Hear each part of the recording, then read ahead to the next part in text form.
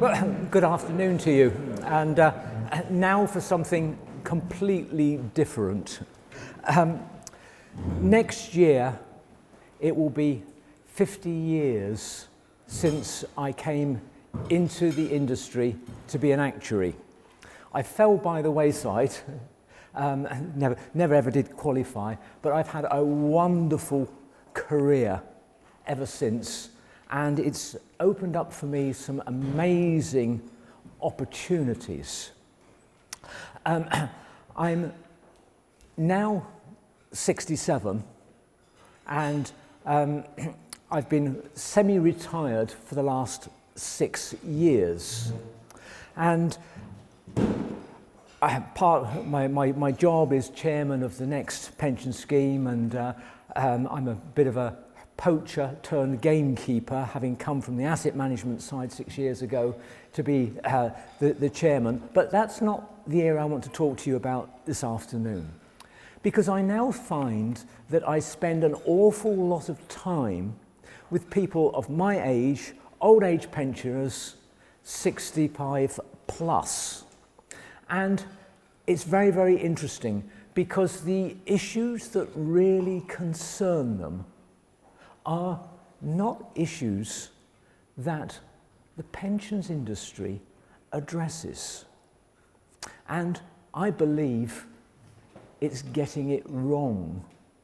Not quite sure whether the pensions industry is the right place for it, but you're all familiar with mortality tables, expectation of life. And they're topics that are regularly talked about. But if you go to the ONS statistics, where you'll find mortality rates for the population at large, you will also find an expectancy table which not many people are aware of, and it's called healthy life expectancy.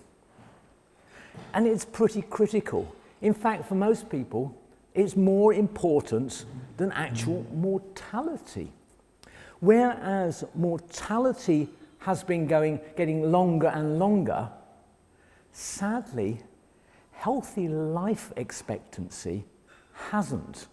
And if anything, the projections are it's going to get shorter. And what is really disturbing is the healthy life expectancy for a man is 68. For a woman, it's 70. If you retire at age 65, you've got on average 3 years of health, 15 years plus of ill health. Women do a little bit better because they don't start till 70, but then they compensate it for it at the other end because they've got more and more years of ill health. Now, that's not talking just about serious ill health. It's about a deterioration and your ability to be able to enjoy life, mobility, things like that. Just even walking becomes a problem. All sorts of issues, onset of dementia, all of these things, they start to hit at around, just before around that 70 mark. And it's true, most of the people I know have got something or another wrong with them, and it is restricting them. And I believe most people are getting it totally wrong. Within our industry, lifestyling and glide paths to retirement are all yesterday's story. Target date funds through retirement solutions, which may be appropriate from the financial side, but I believe that everyone needs a lifestyling process for their health with an appropriate flight path. Because there's an awful lot that you can do to defer that point of ill health. why am I able to talk about this subject with authority? Well, in the last 5 years, I've been competing in masters athletics. I'm a race walker, you know, one of those with a wiggly bottom. And in those 5 years, I have won 4 world titles, currently hold 4 world age records. I've won 8 European titles, loads of British titles, lots of other things. And I was getting some help from the sports science department in Brighton University, and they were astounded by my numbers, and they wrote a scientific paper about me. And they have discovered that I am managing to reverse the aging process. I have the cardiovascular system of a 30-year-old. And they put in there, this is an example of somebody who is managing the aging process extremely well. As a result of that, I'm often asked the question, am I a freak or is it what I do? I now mix with a lot of other masters athletes from around the world. 90-year-olds still doing the pole vault. A lovely little 95-year-old lady who's still high jumping, long jumping, sprinting, throwing the hammer even. I was competing in the European Championships earlier this year in Poland, and the highlight had to be a Pole of 104 years doing a 60-metre sprint against a 95-year-old. It really was better than Usain Bolt. It's just so inspiring. And these are all the things that I'm now seeing. Are we all freaks? The interesting thing, I talked to you about that 95-year-old lady. She didn't take up athletics until she was 77. And it is amazing what the human body can achieve. I do not believe that I am a freak. It's what I do that's making the difference. Me and my peers are really a little bit like Formula One cars. What goes into a Formula One car today will work its way through to the family saloon a few years down the road. The sorts of things that we are doing will become mainstream in the future if we can ever get through the medical profession's blocks. I'm part of a research project where I'm constantly being tested with things like bone density, my lifestyle, all the different things that I do to see what can be learnt. Everybody knows that exercise is extremely beneficial. Not only does it help you ward off serious illness, improve your cardiovascular system and improve longevity, but no one really knows what sort of exercise, how intense has it got to be.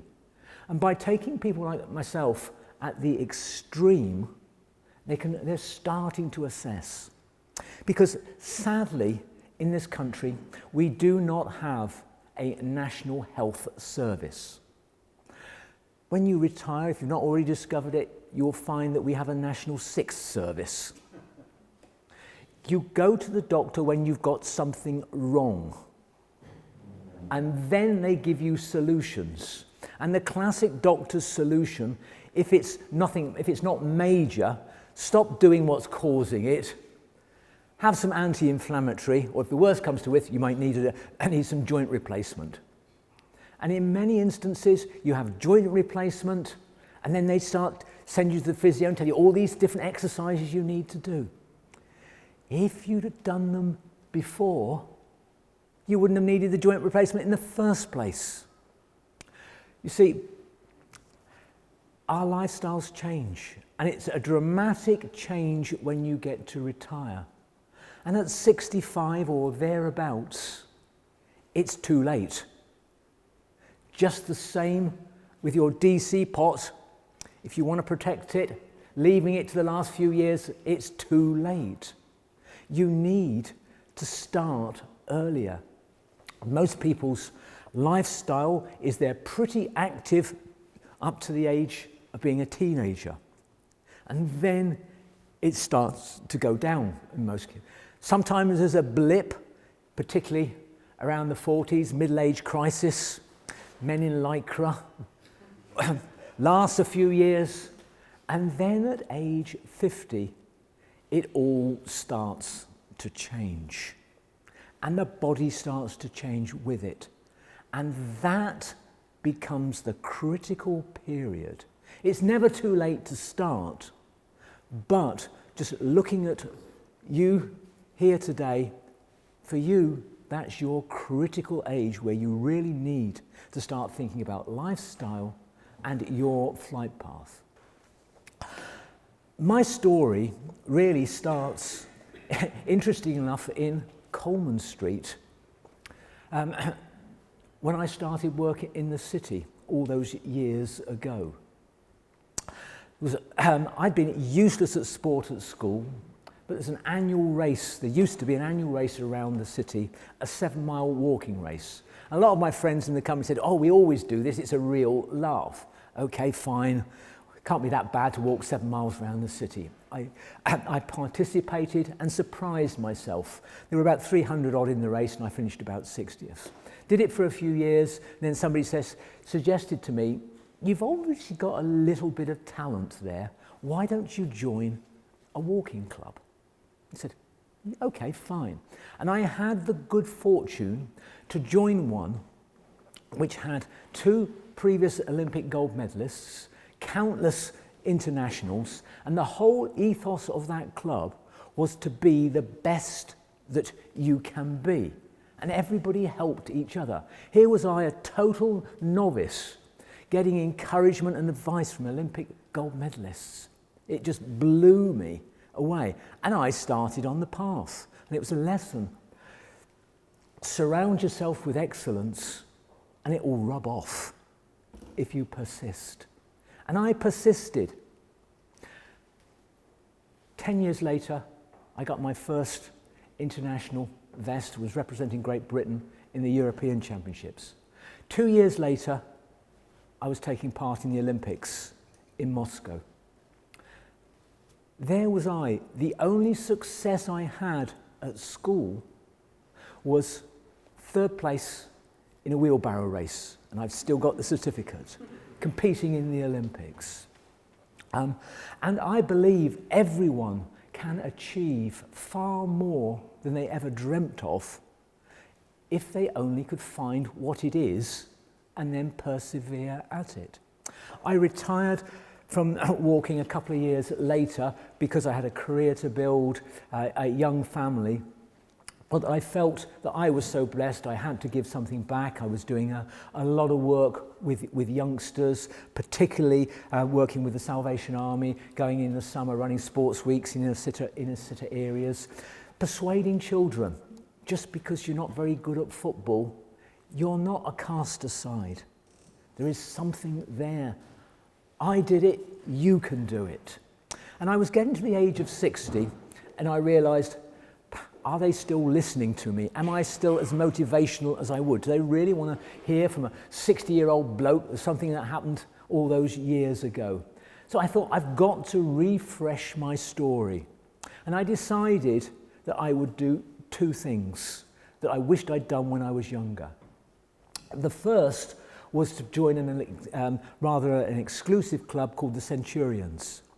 People who've raced 100 miles non-stop, which I duly did, competing the 100 miles in 19 hours, 37 minutes. And the worst part, it was round a track, 400 laps of a track, mind-blowing, but extremely good for your mental health. You know you're mad. And the other was to take part in what is arguably one of the world's toughest race. You may have heard of it, the Marathon des Sables. If you haven't, it's a marathon a day for a week across the Sahara Desert, where you are required to carry with you everything that you need for the week, all your clothing, all your food. The only thing that you haven't got to carry is a tent and water. You get plenished with 3 litres of water about every 10 kilometres. But no concession to the heat, 9 o'clock, going through the heat of the day. And to make sure it was one of the toughest, one of the days was a double marathon, 52.5 miles, starting at 9 o'clock, so you go through the heat of the day through to the freezing temperatures of the night. And again, I look on these things as great learning experiences. And because I decided that as a race walker, I can walk faster than most people can run, I'd walk it. And that proved to be the case. But my legs go through very close to the ground. And in the middle of the night, I tripped and fell over. And as I lay on the ground feeling sorry for myself, I felt the blood trickling down my face. My knee and my shoulders was hurting. I looked down, I could see blood on there, lying there. And then I quickly came to my senses. The only means of getting in touch with anybody was a rocket that you are required to carry. And if you send a rocket up in the middle of the Sahara, how long is it going to take before somebody finds you? Quite some time. Yet it's night, the creepy crawlies are out. I'd seen the scorpions running across the track and the snake tracks. You soon get up and say, stop feeling sorry for yourself and get on with it.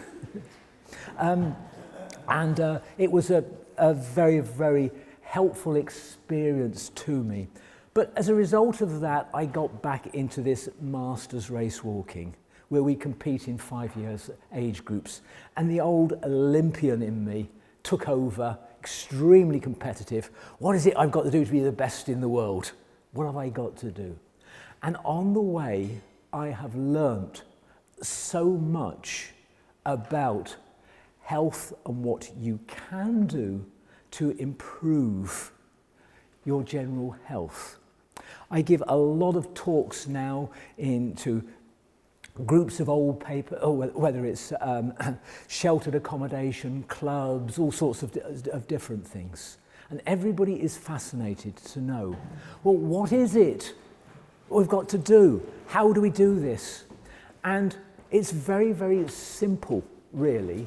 Most people know the reality is you should lose some weight, do more exercise, and eat more healthily. Everybody knows that, but nobody does it, do they? That's the reality. So it's no good starting there. It's the nudge theory, and it starts in your 50s. What happens at that age? You start to lose your natural fitness. Fitness cannot be stored, and your muscles start to weaken. And in particular, the one area that goes is the core. That area there, which nobody really works upon. And what then happens, and it's worse for those working in office, the shoulders start to round, the computer, their head goes down.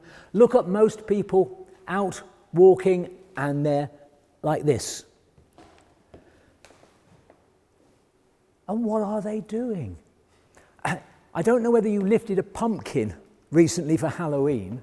They're quite heavy, 5-6 kilograms, a big one. If your head's out there, it's like walking around with a pumpkin.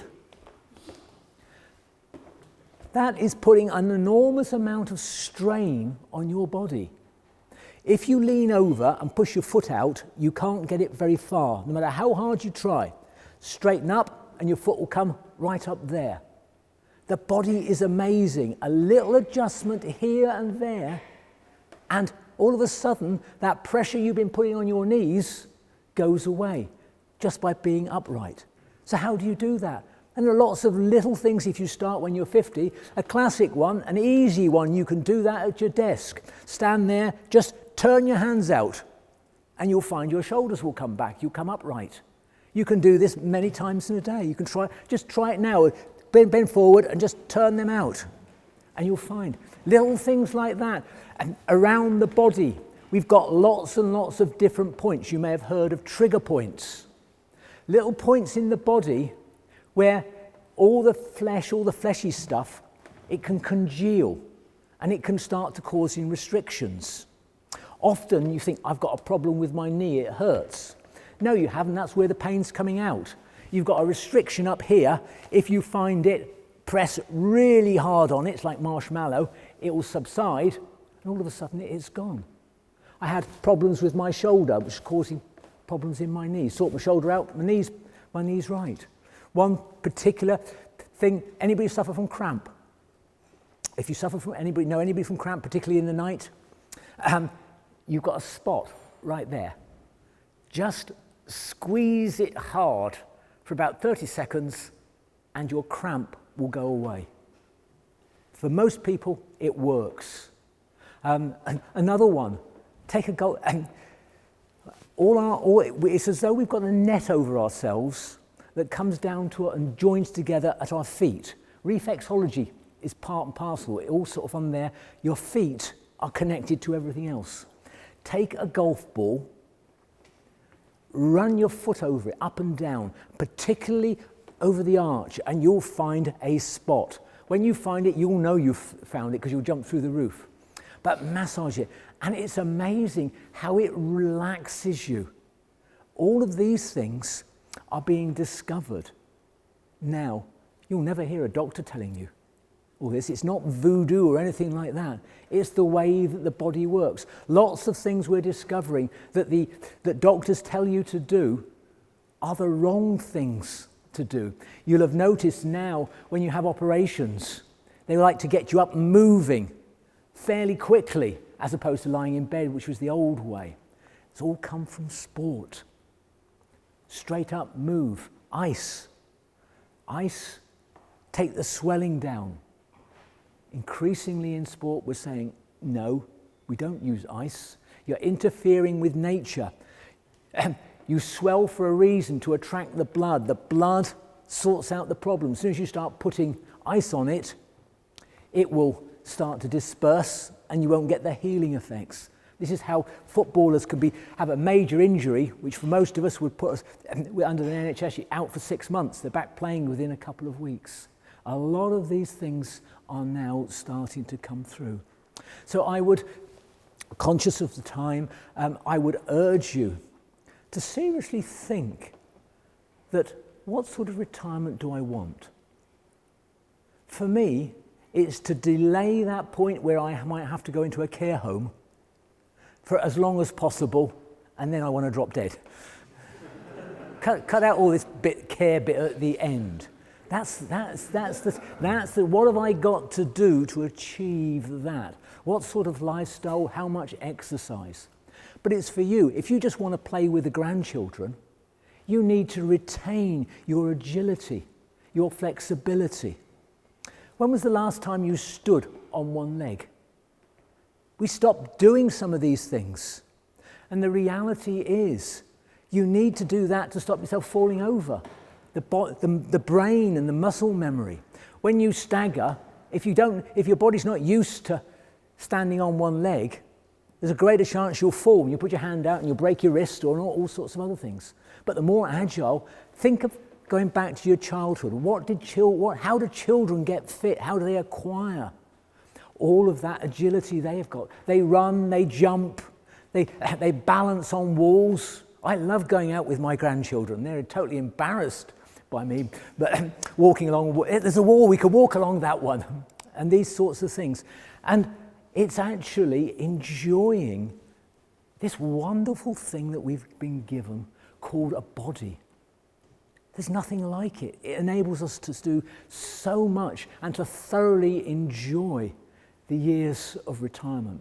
It's no good building up a wonderful pension pot and having a superb income if you're going to spend it all on healthcare. So I would urge you to adopt a lifestyle for your health. The sooner you start it, the better. And it doesn't have to be big. Lots of people think, I play tennis. I go to the gym. But be careful with some of these activities. Because what often happens, tennis players are a classic example. Lots of twisting and turning, and they injure their knees. All the ball sports, you tend to do that. But if you're going to do it, you have to supplement it with exercise that enables you to twist and turn, because you strengthen those muscles that support those joints, and then you won't get injured. I train on average now 60 to 70 miles a week, but I have to supplement that. I do 30 minutes stretching every day. I do 3 hours of Pilates every week, just to keep myself mobile, because as you get older, you have to work these this way. Now I'll leave you with this thought. This morning, how many of you did any exercise before you came out? There's a couple, great. How many will do some exercise this evening before they go to bed? A few more. How many people brushed their teeth this morning? How many people will brush their teeth tonight? Think about that for a moment. I have never heard of anybody going into a care home with rotten teeth. I'm not aware that cause of death, rotten teeth. We do that for our teeth. Doesn't it make sense? For protect our vital organs, it's worth 5-10 minutes a day just doing some simple things to help you enjoy what you've been working all your life for. If you have been, thank you very much for listening.